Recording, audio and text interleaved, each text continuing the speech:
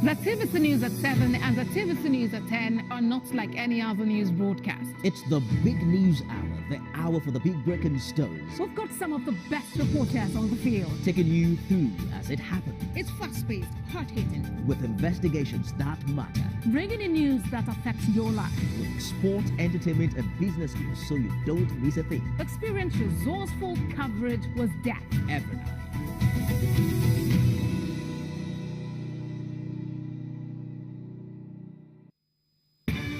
TVC News Adedoja Salamadini emerged winner of Lagos reporting category at the 30th Diamond Award for Media Excellence as the isolation centers filled up and many Nigerians living in denial.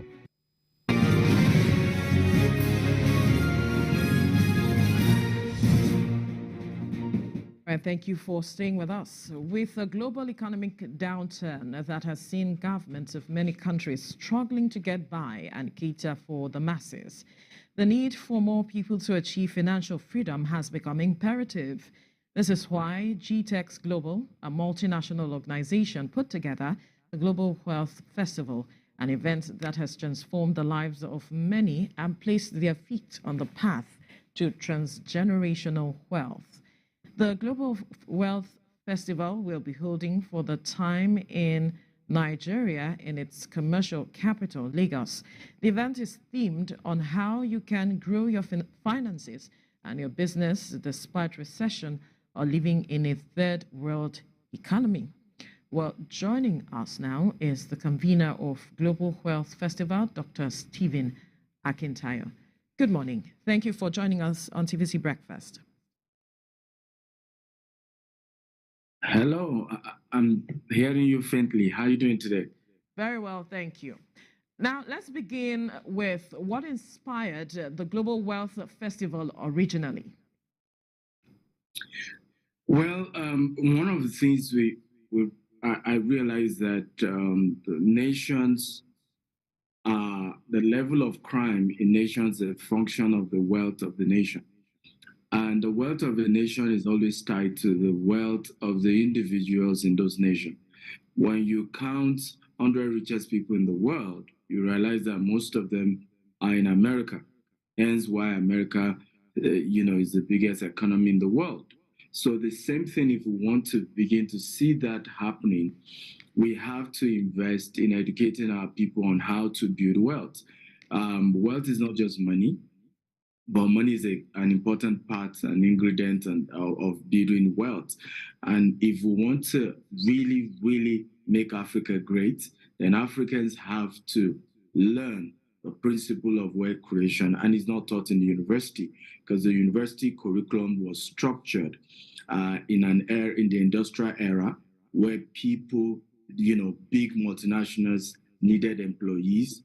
So they needed the educational system to groom them for being workers and employees in those big companies. Now, the world has since changed. We no longer have all these big factories anymore. What we need now is people become entrepreneurs or intrapreneurs. And that, unfortunately, is not really in the university curriculum. So is this why it is tailored towards the youth, or is it open to all ages? It's open to all ages, definitely. Everybody's welcome. Everybody wants to build wealth, young, old. But Nigeria population, as we all know, voting age is about 70% young people. So definitely we'll have a lot of young people coming and being impacted by this event. But it's open to everyone. Now, this event has been held in places like Dallas and even the UK. What has been the recorded impact? It's been huge. It's been really, really huge because the issue of racism, and I've shared this oftentimes, that you can't end racism until you end poverty among Black people. And we can't end poverty until we start teaching Black people the concept of, assets and liability. If every money I have, I'm using it to show off, buying cars and doing all of that, instead of owning, businesses, owning assets, owning land and houses. If that culture continues, we will never build wealth. So we also realized that among Africans in diaspora, in this part of the world, many of them get to those parts of the world, and all they do is still trying to get a job, $10 an hour, $15 an hour, and literally working for more than 15 hours a day, and not even thinking of how do I build wealth. You know, nothing wrong with having a job, nothing wrong with getting a job, but as you're getting your salary, can you put something aside for investment that eventually make money work for you? And the conference then opened people's mind. We brought American billionaire Grant Cardone, who is worth $8 billion in Dallas, and was able to break down how he built his wealth in the US. And people were shocked. In the UK, in London, we had amazing number of great Nigerians who were doing well. Alexandra Musu has 2 Guinness Book of Record. So how did he break that market to building wealth in the UK? And we had an amazing success. So it's a ton of, coming back home, like they said, Joe Dabile. So now it's Lagos edition, and we're excited to have it. Now, what you've just explained, talking about people working for $15 an hour and all of that, is some of the things that a majority of Nigerian youth are embracing now, speaking about the Japa syndrome. And one is wondering if this global wealth event, talking about this global wealth festival that you are coming up with, will be able to change the minds of those who are planning to also japa, and perhaps give them this sense of hope is not lost. Well, there is really nothing wrong with japa, honestly. Our forefathers japaed, just that, why are you japaing? That's the question. From Inamzi Adzikwe, Obafemi Awolowo, Tafawa Balewa, they all japaed to the UK to study. But many of them returned, they worked for a brief period, returned back to Nigeria, and of course, fought for independence. So there's really sometimes nothing wrong with Japan. It's just, why are you Japan? Are you Japan for the sake of getting exposure? I mean, we as a company, for example, we're not just based in Nigeria, we're in UK, US, and Dubai. So nothing wrong. Can you penetrate? The world is now a global village. And however, why people are having to run from Nigeria is that hope is being dashed by our political leaders. They are not giving people a sense of, particularly young people, country will be great, that there's something special about this nation. And what we do at the Global Wealth Festival is to streamline the conversation to that nation and say, these are the opportunities that exist in this particular nation. So what we will be doing at the Lagos Global Wealth Festival is bringing people who are successful in Nigeria, who have been able to make it in Nigeria. And so you'll be able to see that you don't necessarily need to japa to succeed. And even if you then japa, you must do it right. It's not to go there and become a liability to those nations, but to be an asset. We're having a situation right now where Nigerians are being banned. If I was having a meeting here in Kenya with some of politicians based here, some senators in Kenya,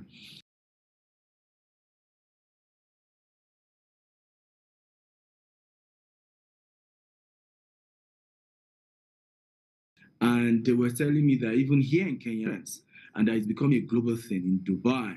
And I remember saying to them, I said, but this happened to China, this happened to India at some point. And at some point, they figured out their political leadership. And what is now happening, instead of China being known for counterfeit products, Apple is going to China and say, you know what, you can produce Apple phones cheaper. Just do it for us. And I said to them, I said, that will soon happen to Nigeria. Very soon we'll get the political leadership right. Very soon, Nigerians, and I said, see what's happening with the tech industry. Most big multinationals are relying on Nigerian coders. So I said, even the so-called Yahoo thing, you will soon see young Nigerians drop crime and focus on becoming tech entrepreneurs. And in no time, we will be known for something good. And that's really what we want to open people eye to. Where are the opportunities? Where's the money? What do you need to focus? You have this energy. You're young, you're youthful. And Nigeria is blessed. We have everything. And there's no reason why we're where we are. And until the people change, even the leaders won't change because the leaders are a reflection of the people. Now, speaking about leaders, let's look at perhaps the unique factor you would say that Nigerian leadership is lacking, and that is something business leaders can easily do. Well, I think one of the major things that we're having as entrepreneurs, in the business community, is we are not having government engage us enough. Of course, when it's election time, you see politicians gathering with the business community just for the sake of vote. But when they get into power, the real conversation of saying, this is what we want to do for your sector, and this is the policies we're coming up with. What do you guys think? I think that is missing, and we need to fix that. In developed nations, you see that the entrepreneurs contribute immensely in governance, because there's a difference between politics and politicking and governance properly. So I feel that entrepreneurs need to get involved in governance, but it's the politicians that have to allow them and not, mix politics into it. I, for example, want to be able to do my business. I want to be able to criticize government and not have the fear that government will come after me and then they will send tax people after me. They will send these after me, regulatory authorities, just because I've, spoken against a particular policy that I think didn't make sense. So politicians have to allow entrepreneurs to breathe and be able to get a bit involved. And when they are criticized, we can say, okay, you know what, you say you have solution. We're not going to give you a political appointment, but can you come with a dot? That's the kind of engagement that needs to come in. And I think entrepreneurs are going to be willing to do that. But from what you have seen, do you think that the business community has given a sense or have positioned themselves in such a way that the government will be forced to pay attention to them and do the needful? We're in survival mood. Everybody's in survival mood. So there's no. My point is, people don't want to even be out there, right? The reason why some of us are able to be out there is because we are not based in Nigeria. We have businesses in Nigeria, but I'm not even based in Nigeria anymore. So you can see some entrepreneurs being vocal if they are not necessarily resident in Nigeria. But those who are resident in Nigeria are really being careful, right? Nobody just wants anybody to meddle into. They're trying to survive. I mean, you know what's going on with the dollar naira. Their business is trying to survive, and they just don't want to meddle into. I mean, just leave us alone. Let's just thrive. I think that's the position. But if the politicians can begin to say, hey, we need your contribution, and we promise you, we're not going to come after you. This is not, we need to make this nation work. I believe some of you who have succeeded in your private enterprise can give us a lot of strategy on how we can succeed publicly. I still think that there's more on the part of politicians, but we in the private sector, we're always willing. I mean, this event is sponsored by one of our company, GTEX Homes, literally paying all the bills to get the event to work. Because when you look at the caliber of speakers, the venue, whatever is being charged for the event cannot even cover cost of the event. So we're having to do that. And I see a lot of companies doing that as well, having to come in, not every, but a lot are doing their best. You can't even, we're into real estate, you can't even start any work in any place without a money coming to say, hey, we need something, give us something. So you don't even have a choice. The system taxes you, but I think government and those in politics needs to engage us better. Now, speaking about government and its engagements, what are your thoughts on the new CBN directive on the redesigning of some Naira notes and the proposed cashless society? Do you think that Nigeria is ready, in your opinion? Well, in my opinion, it's a good news. For example, monies that have been swallowed by rats, by monkey, by snakes, that can't find its way to the bank will become illegal tender. And so it's a good way in a way because you have that situation where a lot of black money, will be rendered powerless. However, you're also seeing that, factor where there's now pressure on dollar because a lot of those who have illicit money are having to go launder it, change it to dollar because of this move. But I hope government is able to manage it well. The redesigning is overdue, and there's nothing wrong with designing the notes. We need a cashless society. We need most of the money to go through the bank so that the funds can be transparent. These are legitimate earnings. We hope the government gets it right, but in my opinion, it's a good move, and we hope that somehow, we can find all the missing money back somehow. But do you have concerns with regards to how this might affect businesses? I don't think so. Legitimate businesses can be affected except for the rise, the fall of naira because of the pressure on dollar. That's affecting. I mean, even us, we have to structure that going for all our real estates are now going to be pegged in dollars, right? So even though you're paying us in naira, the price points in dollars, and if you're paying installment, what is left has to be valued in dollars so that we don't run into the situation whereby what you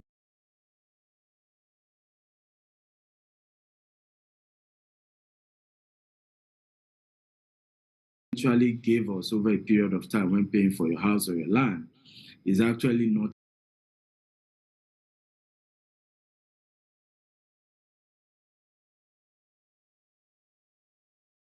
enough to be able to build what we promise you. So yes, it has its impact, and that's why I say I hope the government find a way to manage the fall in naira and the pressure on dollar. I saw that as EFCC has started going after some bureau de change. Hopefully, it can be managed well. We just hope so. All right, let's come back to the event, talking about the Global Wealth Festival. We see that you have an array of speakers. What informed your choice of speakers? Well, one of the things we had to do is to get speakers who have results in the areas they are going to be talking to us about, and oftentimes I'm big on the fact that I just don't want aspire to acquire and just empty motivation. We want people who have tangible results in their field to come and teach people how they can succeed and the opportunities that are there. And for us, we had to assemble those quality speakers. Some of them, like Les Brown, Robert Kiyosaki, Brian Tracy, had done a recording for the event, so they are not coming physically, but we'll be able to watch the recording teachings that they have for us for the event. And then we have some of them who are coming physically for the event. And it really, really is an exciting one. And I'm happy that we are, again, the narrative about hope. We hope the event becomes that event that gives young people, Nigerians, hope that they can still make it in the country. It's possible. I started my business with $10, 1,000 Nigerian naira, and we're in 4 continents of the world today, 14 years after. And it's a proof that you can make it, even in Nigeria, and you can go global, even with your business. And for me, I just want an opportunity for us to replicate that in as many people as we can. I hope that subsequent edition will even have a lot of other great speakers. I hope to see Dangote and Otedola come for those kind of events and share, because hope is what Nigerian youth need. Hope is what Nigeria needs. We can always solve our problem if you can give us hope. Now, we see that you have an array of internationally acclaimed speakers. So is this event free? Who can attend? So the event is in itself is not free, but what we've done is to subsidize the cost of the event. And we are even giving a further discount for people who can go to the page now. You'll be able to even get 50% discount if you're able to use GWF Lagos. That's the code. you put it there, it even further reduced the price for it. But that's for those who are taking advantage of that today. And they can get extra 50% discount on the event. But it's for everyone who is looking forward to learning how to build wealth legitimately and looking for principles to wealth creation and meeting those who have done it, asking them questions, and being able to follow. Success is, you can easily replicate success. Success is predictable. Just look at those who've done it and follow their footsteps. Success always leaves clues. Dr. Cosmos Maduka started his business in Nigeria over 40 years ago with 200 naira. He's going to be sharing with us how he's built it to become a multi-billion-dollar empire today, right? So this is tangible events. I mean, these are people who have done it, right? And they have the result, and they're just sharing that with others. So how can people get to register to be a part of it?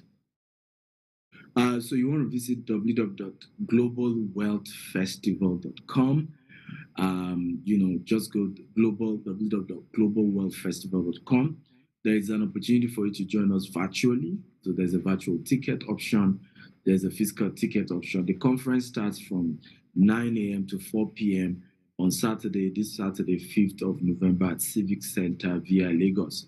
However, there's also a dinner. So for those who are buying VIP tickets and above, you also be part of the dinner. We have Bovi, we have Daddy Freeze, we have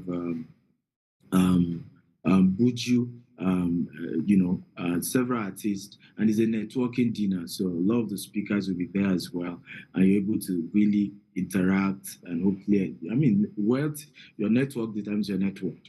And when we talk about this concept of building wealth, it's also a function of the quality of people you know that can influence and help you on the journey of building wealth. So you can go to www.globalwealthfestival.com and use the coupon code GWF Lagos to get a 50% discount if you're getting your ticket today. Speaking about growing finances, so one quick question before we let you go. Yours is a global business. What is the main key that is obtainable in perhaps those economies where your businesses are that can be adapted in Nigeria? Well, one is to do business. You don't need to know anybody to do things outside Nigeria, in the UK where we operate as well, Dubai, US. I don't need to know anyone. I don't need connection. Once my business is legit, the concept is legit, I'm able to start. And so another thing is also ease to fund. A lot of the businesses, I remember when we opened our US business, the first question when we were opening the bank account was, how much loan will you need? That was strange. Okay, that was very strange to me. Like, I'm just opening their corporate account. I've not even done this. You're already asking me, what loan will I need? But that's what is obtainable in those parts of the world that we struggle to get in Nigeria. If you're running business in Nigeria, it's having to be your business, your own liquidity. You're struggling to get. And when you even get the loan, the interest rate is ridiculous. The pressure is heavy. And so we hope things get better. We hope we crack that code. And that's part of why we're hoping that many of us, I'm not interested in contesting anything, but I'm interested in sharing what I know with those who have been elected to make the nation work well. Because we've seen how things work in other places. We know they can work well in Nigeria as well. We just hope that those who have decided to say, hey, I want to go into public service, which means that I'm available to be accountable. I'm willing to work with everybody, whether they voted for me or not, whether they like me or not, whether they're in my party or not. I'm willing to work with everybody to move the nation forward. And those are the kind of things I hope we'll see in the next government, irrespective of whatever comes, that we will see that culture of saying, even if you didn't vote for me, as long as you're Nigerian, let's work to move the nation forward. And I pray that. All right. Convener of Global Wealth Festival, Dr. Stephen Akintayo, thank you so much for your time on the program. Thank you for having me. We'll take a breather now. When we return, we'll bring